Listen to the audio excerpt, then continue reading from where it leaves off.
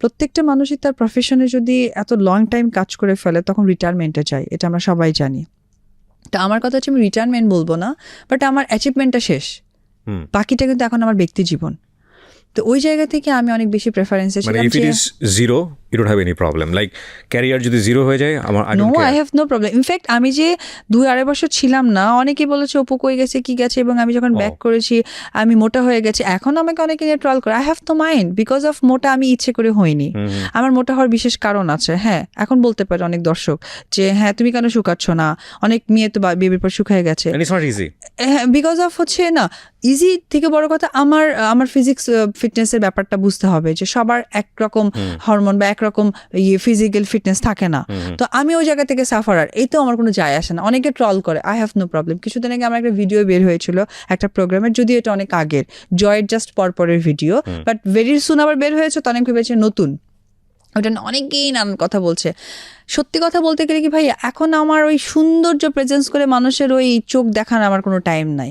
আমার ওই চোখ দেখার টাইম যেখানে চোখটা সম্মান থাকবে, বিকজ আই এম মাদার।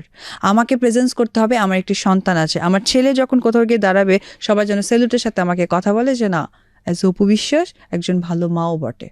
এখন আমার ওই ইয়াং জেনারেশনের চোখ দরকার, wow sexy look figure, no. হ্যাঁ, অপু বিশ্বাস কাজ করছে, ভালো কাজ করেছে, দ্যাট ইজ আমার হচ্ছে কি এখন। আপনি আপনার জায়গায় ক্রিস্টাল ক্লিয়ার, আপনি আপনার নিজের কাছে ক্লিয়ার, এটাই সবচেয়ে ইম্পর্টেন্ট একটা ক্যারিয়ারের ক্ষেত্রে। বিকজ দোনো মনো থাকলে কিন্তু এগুলো যায় ওগুলো যায়। সো আপনি যেটা সিদ্ধান্ত নিয়েছেন জেনে বুঝে খুব ভালোভাবে সিদ্ধান্ত নিয়েছেন, বাট এটা খুব টাফ একটা ডিসিশন ছিল। এবং কেউ কেউ সময়টাতে আপনাকে কোনো কোম্পানি দিয়েছে, লাইক কারো কাছ থেকে এই বুদ্ধিগুলো পাওয়া, কেউ আপনাকে একটু জায়গাগুলো। সত্যি কথা বলতে গেলে কি, আমি অনেক বেশি প্রে করি। এটা হচ্ছে আমার কাছে মনে হয় যে দুটো জিনিস, যেমন এই যে আমি আপনাকে একটু আগে বললাম আমার ছেলেদের স্কুল লাইফে যেটা ছেলেদের হয়েছে, গায়ে গন্ধ বা কিছু একটা হোয়াটএভার ইট ইজ, প্রত্যেকটা মানুষ এখন আপনি সারাদিন কাজ করেছেন, আই থিঙ্ক বাসায় যাওয়ার পর আপনি শাওয়ার করে ঘুমাবেন, আদারওয়াইজ আপনি ফ্রেশ মনে হবে না, রাইট? আপনার মনে যদি কষ্ট থাকে, এটা ফ্রেশনেস কী দিয়ে পাবেন? এটা আমার প্রশ্ন জাতির কাছে। ফ্রেশনেস তখনই পাবেন যদি মুসলিম ধর্মের হয়ে থাকেন, আপনি নামাজ পড়েন, হিন্দু ধর্মের হলে আপনি পূজা দেন, বা যে ধর্মের যেখান থেকে হোক, আপনি খালি 1 ঘন্টা মন দিয়ে প্রে করবেন, দেখবেন আপনার থেকে শান্তি পৃথিবীতে কিছু হবে না, এবং আপনি সবচেয়ে বেস্ট সলিউশন পাবেন। কোথায় থেকে আপনার বুদ্ধি, কোথায় থেকে সেই কাজের অ্যারেঞ্জ, বা কোথায় থেকে আপনার সাহসটা আসবে, ইউ হ্যাভ নো আইডিয়া। এটা আপনি সারা বছর চিন্তা করে আপনি খুঁজে পাবেন না। তো আমার বেবির সময় যেটা হয়েছে, আমি প্রে করেছি যে আমার কোনো কেরিয়ারের চিন্তা ছিল না। আমি দেখতে পাচ্ছিলাম ফেসবুকে এই সিনেমা হচ্ছে, আমারই সিনেমা, ওই সিনেমা হচ্ছে, এবং সবচেয়ে মজার ব্যাপার হচ্ছে আমি তো ওই সময় শুকনা ছিলাম, আমার ড্রেসগুলোই অ্যাপ্লাই করা হয়েছে ওই নায়িকাদেরকে। আমি দেখতে পাচ্ছি, বিকজ এই ডিজাইনটা আমার দেয়া।